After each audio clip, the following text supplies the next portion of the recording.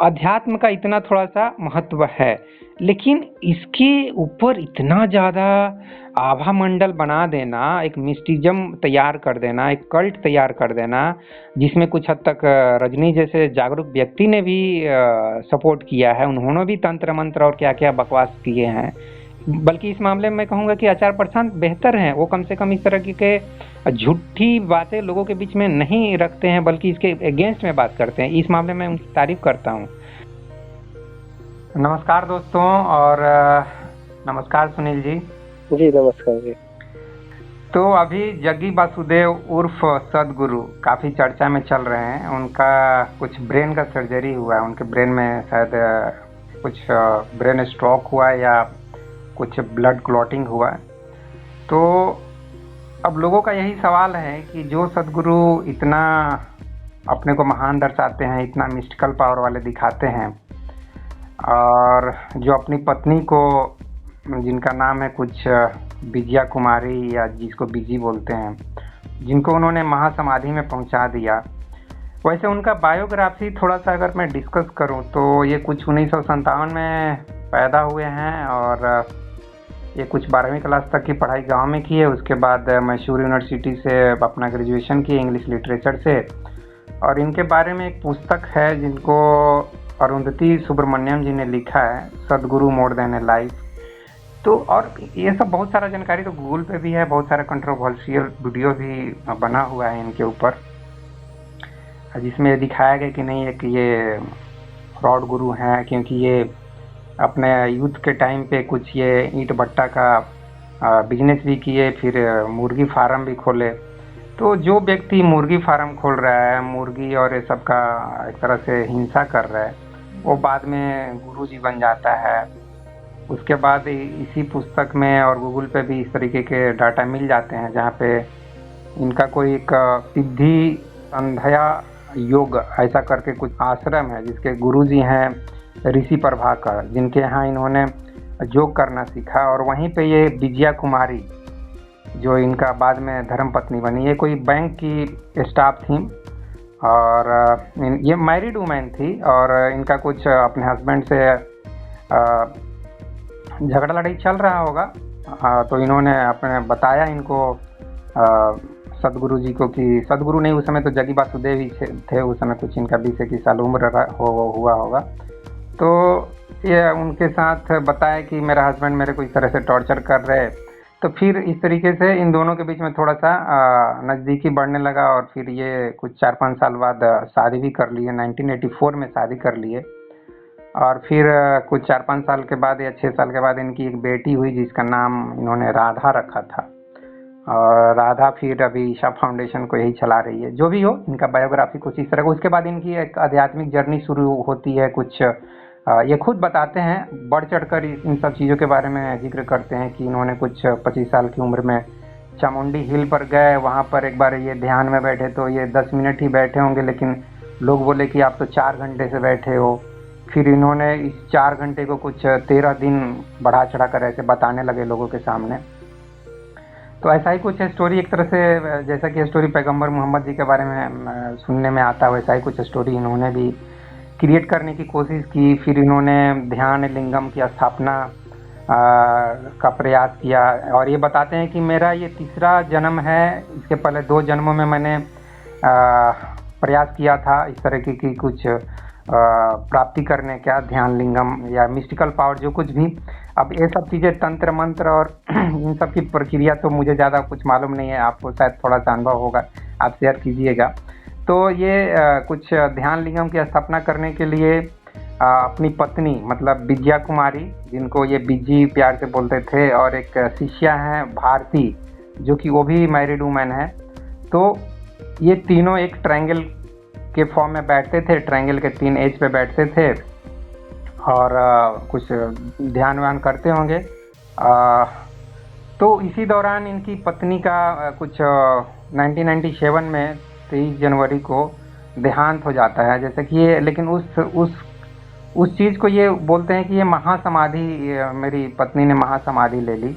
अब क्वेश्चन यहीं पे लोगों का उठता है कि जब इनकी पत्नी की मृत्यु होती है, अब जिस प्रक्रिया के थ्रू ही हुआ हो, योगा कर रही थी योगा करते करते उनके शरीर के प्राण निकल गए, या इन्होंने कुछ उसके साथ टॉर्चर किया कुछ, इसलिए पब्लिक ये इल्ज़ाम लगाती है कि इनको माथा में दर्द हुआ तो ये अपने हॉस्पिटल में शायद कुछ इलाज कर रहा है। ये कुछ घटना घटी महाशिवरात्रि के दिन, और डांस कर रहे थे। बताइए, मतलब गुरुजी अच्छा खासा मॉडर्न गुरु हैं और महाशिवरात्रि के दिन डांस कर रहे थे भक्तों के साथ, और उसी समय उनको कुछ दर्द ज़्यादा होने लगा। पहले से भी हल्का फुल्का दर्द होगा, हो सकता है नॉर्मल कुछ ट्रीटमेंट ले रहे होंगे मेडिसिन, लेकिन ये दर्द धीरे धीरे बढ़ता चला गया, और इतना बढ़ते चला गया कि इनको दिल्ली के अपोलो अस्पताल में जाके ट्रीटमेंट के लिए एडमिट होना पड़ा, और वहाँ पे इनका सर्जरी हुआ। तो पब्लिक वही सवाल करना चाहती है, और मैं भी सवाल करना चाहता हूँ एक आम आदमी के नाते, कि जो गुरुजी इतने पावरफुल हैं, इतना मिस्टिकल पावर है जिनके पास, इतना नॉलेज है, जो अपनी पत्नी को महासमाधि में पहुंचा सकते हैं, और ये भी दावा करते हैं कि किसी व्यक्ति की अगर आत्मा निकल गई हो तो उसकी आत्मा को हम वापस भी ला देंगे। सवाल ये भी पैदा होता है कि अपनी पत्नी के साथ ऐसा क्यों नहीं किया, अपनी पत्नी को क्यों आनन फानन में दाह संस्कार कर दिए, जबकि महासमाधि जिसको प्राप्त होता है तो उसको कुछ समय तक जिंदा करने का प्रयास क्यों नहीं किया। मतलब यही एक सवाल होता है कि खुद अपने बचाव के लिए भागे भागे दिल्ली पहुंच गए, और अपनी पत्नी की बचाव के लिए कुछ भी नहीं किए। इनके ऊपर केस भी चला, इनके लड़की का जो पिता है उन्होंने केस किया, लेकिन उनका कुछ नहीं हुआ, क्योंकि ये काफ़ी पावरफुल तब तक इंसान बन चुके थे। और ये भी स्टोरी सुनने में आता है कि इन दोनों के बीच जो झगड़े का कारण था, ये जो इनकी शिष्या थी भारती, ये कारण बनी, क्योंकि इनका अफेयर इसके साथ भी फिर हो गया। तो ये सब चीज़ें जो हुई इनके लाइफ में, और इनका एक ऐसा आभा मंडल है कि आज भी इनके जो चेला चपाटी हैं, जो शिष्य हैं, वो आज भी इनको एक अभूतपूर्व व्यक्ति के रूप में देखते हैं, भगवान के रूप में देखते हैं। जैसे कि ये अवतार हों, चमत्कारी हों, चमत्कारी बाबा के जैसा, जैसे कि बागेश्वर बाबा हैं, चाहे करौली बाबा हैं। वो पुराने वाले करौली बाबा की बात नहीं कर रहा हूँ, अभी एक और भी करौली बाबा छाए हुए कुछ दिनों पहले थे, अभी तो उनका नाम इतना नहीं आता है। तो इन सब चीज़ों के बारे में आप क्या कहेंगे? आपके पास थोड़ा सा धार्मिक दृष्टिकोण भी होता है, तो सुनील जी आप बताइए जो कुछ भी मैंने यहाँ पे चर्चा किया। जी जी, सभी दर्शकों को मेरा नमस्कार। क्योंकि बात ऐसा है कि दो चीज है, एक है सच और एक है उस सच की चारों ओर उस सच को खड़ा करने के लिए जो माहौल होता है वो। जी। तो एक तो यह है कि सच की एक व्यक्ति को अगर अनुभव हो गया, ज्ञान हो गया किसी चीज का, तो उस ज्ञान को वो सीधे तौर पे जैसा ज्ञान उसको प्राप्त हुआ है वैसा वो लोगों तक पहुंचाए। जैसे कि मैं थोड़ा सा रोकूं, आइंस्टीन को ज्ञान हुआ E=mc²। जी। मास को एनर्जी में कन्वर्ट किया जा सकता है, उसका एक फार्मूला दे दिए, स्पीड ऑफ लाइट का स्क्वायर से गुना कर दीजिए और एनर्जी मिल जाएगा, मास को गुना कर देना। एक सिंपल सा ज्ञान उन्होंने दे दिया। न्यूटन जी को ज्ञान हुआ ग्रेविटेशनल फोर्स का, उन्होंने ज्ञान दिया। ये बाबा लोग, गुरु लोग, आचार्य लोग क्यों इतना ड्रामा करता है? मतलब क्यों इतना आभा मंडल बनाता है कि जैसे कि उसको पता नहीं क्या मिल गया, अब मिलता कुछ नहीं है। इंडिया का जो हालत है, हिंदू धर्म की हालत जो है, 90% लोग भिखमंगे की तरह जी रहे हैं। 10% लोग जैसे भी पैसे बना लिए हैं, पूंजीपति बन गए हैं, चाहे वो क्रिकेटर बन के हों, एक्टर बन के हों, बिजनेसमैन बन के हों, चाहे जो कुछ भी करके हों, ठीक है, नेता बन के हों। तो 90% हालत हिंदुओं की इतनी बुरी है, इतनी दयनीय है, क्यों इतना आभामंडल बना के रखे हुए? जैसे कि मतलब क्या मिल गया, कौन सा भगवान मिल गया, कौन सा तीर मार दिए? जितने भी मतलब ये गुरु और बाबा हैं, सबसे मेरा ये सवाल है, आप इनको सपोर्ट में क्या बोलेंगे, चाहे अपोज में क्या बोलना चाहते हैं?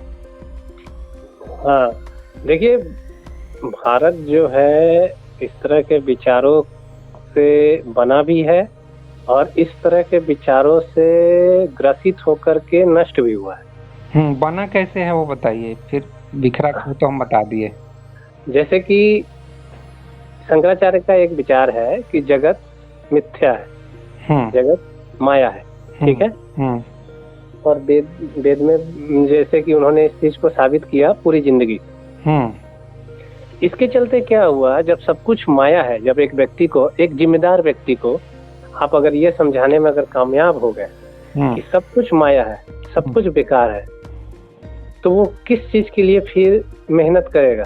क्योंकि जो मर रहा है वो भी माया है, भूख से तड़प रहा है वो भी माया है, कोई दुखी है, गरीब है, वो भी माया है, भ्रष्टाचार हो रहा है वो भी माया है, अमीरी है वो भी माया। जब सब माया है और सब बेकार है तो किसी चीज के लिए प्रयास करने की जरूरत नहीं है। तो ये जो एक विचार है उनका, इसके कारण भारत बहुत दिन इसका दंश झेला। और इसका क्यों दंश झेला? क्योंकि उन्होंने इस विचार के द्वारा पूरे भारत पे एक तरह से वैचारिक जीत प्राप्त किया था। ठीक है, तो अब सोचिए, एक विचार के चलते भारत का जो क्षत्रिय है वो भी छोड़ देगा युद्ध लड़ना अगर हमला होगा आपके देश पे तो। हाँ, सब कुछ माया है ना। हाँ, कि और सब कुछ माया है। धन कमाने वाला जो था, धन लाने वाला जो व्यक्ति था, वो भी धन कमाना छोड़ देगा, सब माया है। जो लोग सुरक्षा करने वाले छोड़ दिए, जो सेवा करने वाले वो भी छोड़ दिए। छोड़ो, मर रहा है, जाने दो, कुछ भी हो रहा है, क्या फर्क पड़ता है, सब तो माया है। सब तो माया है। तो ये सोचिए, एक केवल विचार के कारण, केवल एक विचार के कारण भारत इतना परेशान हुआ। तो एक इसका एग्जाम्पल है कि इन विचारों के कारण हम बनते भी हैं और इन्हीं विचारों के कारण नष्ट भी हुए। नहीं तो आपने बताया कि हम कैसे बिखरते हैं, क्योंकि शंकराचार्य के इस विचार से कि जगत मिथ्या है, जगत माया है, उससे तो भारत बिखरा ना, उससे तो भारत बर्बाद हुआ, बना कहाँ। हाँ, लेकिन कृष्ण की जो बातें हैं, हाँ, उससे भारत बना। कृष्ण के उस बात से भारत अगर बना होगा तो बना होगा कि कर्मण्ड अधिकार है तुम फल पदार्थ। हाँ, वही शंकराचार्य तो बर्बाद किया ना, कृष्ण ने बनाने का कोशिश किया, लेकिन शंकराचार्य या इवन गौतम बुद्धा को भी मैं बोलूंगा, अवेयरनेस ठीक है, हम ध्यान की अवस्था में बैठते हैं तो हमारे अंदर एक नेचुरल अवेयरनेस पैदा होती है, और उसके बहुत बड़े एग्जाम्पल कबीरदास हैं, जो कि झूठे नहीं है। मतलब कोई भी बोल सकता है कि हाँ, कबीरदास के अंदर एक अलौकिक मतलब अवेयरनेस है। अब इस व्यक्ति के अंदर जो है उसको अगर अवेयरनेस नहीं कहा जाएगा, जागरूकता नहीं कहा जाएगा, तो जागरूकता का और कोई दूसरा नाम नहीं हो सकता है आम आदमी के लिए, साइंस के लिए नहीं। वैज्ञानिक लोग बोलेगा यार इसमें क्या जागरूकता है, माया में, मर में, या ये सब कविता में जागरूकता क्या है, तो ऐसे ही दोहा है, चौपाई है, इसमें क्या है, ऐसा बोल देगा। लेकिन जो अध्यात्म में थोड़ा सा समझ रखते हैं, अध्यात्म की, अपनी आत्मा की, परमात्मा को छोड़ देते हैं, आत्मा की जो समझ रखते हैं, और जो आत्मा की समझ रखते हैं वो कुछ परमात्मा से भी एक मतलब प्रकृति से एक लगाव अनुभव करने लगते हैं। तो मैं ये बोलना चाह रहा था कि अध्यात्म का इतना थोड़ा सा महत्व है, लेकिन इसके ऊपर इतना ज़्यादा आभा मंडल बना देना, एक मिस्टिज्म तैयार कर देना, एक कल्ट तैयार कर देना, जिसमें कुछ हद तक रजनी जैसे जागरूक व्यक्ति ने भी सपोर्ट किया है, उन्होंने भी तंत्र मंत्र और क्या क्या बकवास किए हैं। बल्कि इस मामले में मैं कहूँगा कि आचार्य प्रशांत बेहतर हैं, वो कम से कम इस तरह के झूठी बातें लोगों के बीच में नहीं रखते हैं, बल्कि इसके अगेंस्ट में बात करते हैं। इस मामले में उनकी तारीफ करता हूँ।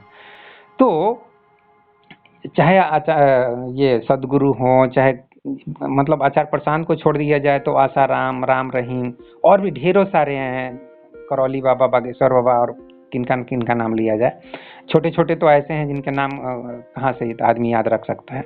तो ये सब तो मैं कहूँगा कि भारत को बर्बाद कर रहे भाई। आप क्या इस स्टेटमेंट को सपोर्ट कर रहे या नहीं कर रहे? और इनके पास कुछ ज्ञान है तो सिंपली जैसे साइंटिस्ट लोग अपना ज्ञान देता है, उसी तरीके से ये लोग भी अपना कोई किताब लिख के ज्ञान दे दे, कोई न्यूज़पेपर में अपना आर्टिकल छाप दे कि भैया देखो मेरे को ये ज्ञान प्राप्ति हुई है, इसे आप पढ़ लो। ये क्या पब्लिक को, यूथ को बैठा के फालतू में प्रवचन सुनाते रहते।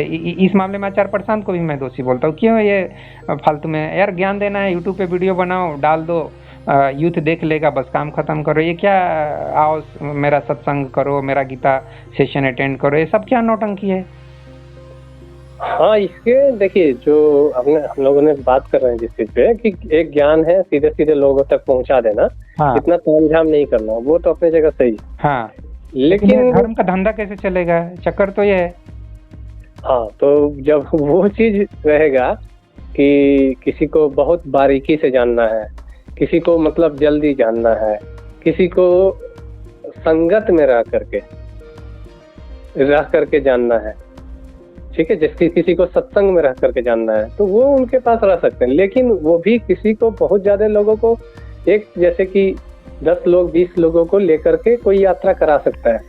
500 लोग को, 5000 लोग को आप अपने साथ रख करके यात्रा नहीं करा सकते हैं। इसकी भी, इस ज्ञान को उनको देने के लिए, क्योंकि इस पे तो पूरा कार्य करना पड़ता है। तो ये जो चीजें हैं कि इसके लिए जो इतना तामझाम हो जाता है, इतना रहस्य जो वहां चारों तरफ आ जाता है, और जब अपनी बारी आती है तो व्यक्ति हॉस्पिटल जाता है। तो ये जो चीज है, ये थोड़ा सा लोगों को समझना चाहिए। और एक चीज मैं बोलना चाहूंगा, भारत का जो चित्त हो गया है ना, हाँ। वो इसी तरह की चीजें सुनना देखना पसंद भी करता है। पसंद इसलिए करता है क्योंकि उसको शॉर्टकट में अपना स्वार्थ पूर्ति करने का उपाय चाहिए जी, चाहे वो उसका हेल्थ इश्यूज हो, चाहे पुत्र प्राप्ति हो, चाहे नौकरी प्राप्ति हो, चाहे सुंदर बीवी या सुंदर हस्बैंड की प्राप्ति हो, या जो कुछ भी उसकी इच्छा है, बेटे की नौकरी हो, बेटी की शादी हो, 10 तरह की इच्छाएं, हस्बैंड वाइफ में झगड़ा हो रहा है, वो झगड़ा कैसे खत्म हो, मतलब इन सब चीजों से छुटकारा पाने के लिए वो पहुंच जाता है जहां तहां, मत पूछो कहां कहां। ये हाल है। आचार्य प्रशांत के पास भी उसी लिए पहुंच रहा है, मेरा हस्बैंड से हो रहा है, मेरा वाइफ से हो रहा है, मेरा गर्लफ्रेंड से हो रहा है, ये बताओ, उपाय बताओ, यही तो चल रहा है। तो ये जो चीज है ना, जो लोग, भारत का जो चित्त हो गया है लोगों का, वो हो गया है कि इस कैसे भी मतलब शॉर्टकट में थोड़े समय मिल जाए, 2 रुपया दे दे, या थोड़ा सा फल चढ़ा दे, या थोड़ा सा डोनेशन दे दे, और मेरा काम हो जाए। मतलब ये डील है। ये नहीं है कि हमको मतलब कि इस चीज को समझना है और सीखना है। सीखने वाले बहुत कम है, सीखने करने वाले लोग ज्यादा। क्या रहे हैं, वही तो मेरा सवाल है। सिखा क्या रहे हैं लोग, मतलब क्या है ज्ञान? वही मैंने आइंस्टीन का बोला, उन्होंने अपना एक ज्ञान दिया, न्यूटन का इन्होंने अपना एक ज्ञान दिया, हर एक साइंटिस्ट अपना एक थ्योरी दिया। जैसे कि मैंने भी एक थ्योरी दिया है, मैंने जो मॉलिक्यूल, उसको एक थ्योरी दिया है कि आत्मा को हम कैसे, माइंड को कैसे समझ सकते हैं, क्या है माइंड, क्या है सोल। तो मैंने एक प्रयास किया है कि इस तरीके से आप समझ सकते हो। मैं तो एक किताब लिख के बता दिया कि भाई ये देखो ऐसा है। ये लोग भी अपना ज्ञान देना है तो ऐसे कुछ लिख के दे दो। और चूंकि उससे भी बात नहीं बन रही है, जैसे कि मेरे साथ भी वो बात नहीं बनी, तब मैं यूट्यूब पे आया। तो यूट्यूब पे ऐसे आ जाओ, अपना ज्ञान वहाँ पे लेक्चर दे दो। जैसे कि दिव्यकीर्ति सर का एग्जाम्पल ले लो, ओझा सर का एग्जाम्पल ले लो, ये लोग अपना ज्ञान दे रहे हैं। उसी तरीके से ये लोग भी तो सिंपली अपना ज्ञान दे सकता है। इतना नौटंकी, इतना तामझाम, इतना आभा मंडल, इतना क्यों तैयार करना? ये तामझाम तो बोले भारत का ऐसा चित्त हो गया है। जैसे मान लीजिए कि वो नहीं करेंगे, एक सिंपल सा बात बताते हैं, जितने लोग तामझाम कर रहे हैं, हाँ, वो नहीं करते हैं, चलिए, लेकिन कोई और करेगा, उसके पास ये लोग पहुंच जाएंगे, जो लोग इस तामझाम को देख करके अट्रैक्ट होते हैं। हाँ, तो जो जागरूक हैं, लाइक आचार्य प्रशांत, इनको तो कम से कम बोलना चाहिए था कि ये सब तामझाम है, इस तामझाम के लिए इतना ज्यादा कुछ भी मत करो। ये खुद भी तामझाम कर रहे हैं, ये भी ये अलग अलग अलग एंगल से तामझाम कर रहे हैं। तामझाम इनका भी वही है। भले ही ये भाषण में बोले कि मैं पर्यावरण की सुरक्षा के लिए कर रहा हूँ, मैं जीवों की हत्या को रोकने के लिए कर रहा हूँ। अरे जीवों की हत्या करने के लिए कर रहे हो तो वीडियो ही बना रहे हो ना, अपना वीडियो पे ज्ञान ही दे रहे हो ना। बाकी ये सब तामझाम क्या है? वीडियो बनाने में तो कोई ज्यादा पैसा खर्च होता है नहीं, इनके पास हमेशा पैसा की कमी ही रहती है। ये क्या है? हाँ, तो ये तो उनके हिसाब से कि उन्होंने कितना बार ये बताया भी है कि पैसे की कमी है, स्टोरेज को बरकरार रखने के लिए जरूरत है, उसके लिए डोनेशन की जरूरत है, उसके लिए हायर मतलब स्किल वाले लड़के चाहिए, उसको पेमेंट के लिए दिक्कत है। ये तो वो बताते ही रहते हैं। कौन सा स्किल? अपने भी मतलब आईआईटी का स्किल लेके बैठे हुए हैं, काम कर रहे हैं, वेदांत का भाषण सुना रहे हैं, और भी डॉक्टर और इंजीनियर को अपने साथ बुड़बक बना रहे हैं। अरे किताब का टाइपिंग करवाना है ना, कि पब्लिशर को दे दो ना, वहाँ पे वो है ना एडिटर लोग, वो लोग करेक्ट कर देगा। काहे लिए आईआईटीएन और जो नीट के डॉक्टर इंजीनियर है सबको लाइफ बर्बाद कर रहे हो ये लोग। अपना मतलब रेलवे में, बैंक में, जहाँ तहाँ काम करके देश का निर्माण करेगा, उनका लाइफ को बर्बाद किए जा रहे हैं। चलिए ठीक है, आचार्य प्रशांत का लाइफ को डिस्कस नहीं, ये मिस्टिकल पावर क्या है जो कि ये सदगुरु बेचारे खुद अपने ट्यूमर का या ब्रेन हेमरेज का पता नहीं लगा पा रहे कि मेरे को ब्रेन में क्या हो गया है, ये नॉर्मल सर दर्द है कि क्या है। और इतना लंबे वर्षों का इनके पास ध्यान लिंगम और ध्यान की और क्या क्या प्रक्रिया और तंत्र मंत्र जंत्र की इतना इनकी साधना है, अपनी पत्नी को महासमाधि में पहुंचा दिए और इसके ऊपर अपना ये प्रवचन भी देते हैं। तो ये सब चल क्या रहा है भाई साहब?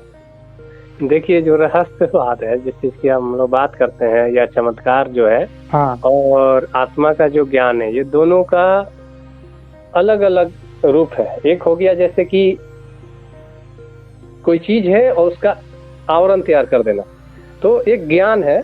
और ये जो रहस्यवाद है, चाहे चमत्कार की बातें हो गई, ये सब है कि उस चीज की तरफ लोग अट्रैक्ट हो, ये बस इसी के लिए है। तो एक गलत तरीके से अट्रैक्ट करना है कोई मतलब है? अब जैसे कि आइंस्टीन साहब फार्मूला दे दें और उसके चारों तरफ बहुत हु हा करने लगे, तो उससे क्या लोग मतलब ज़्यादा अट्रैक्ट हो जाएंगे कि हाँ हमको E=mc² अच्छे से अब समझना चाहिए, इससे हमको आत्मा की प्राप्ति हो जाएगी? ऐसा तो साइंटिस्ट लोग कोई करता नहीं है। फिर इसीलिए इंडिया का तो इन लोग बेवकूफ गुरु लोग ऐसा क्यों करते हैं?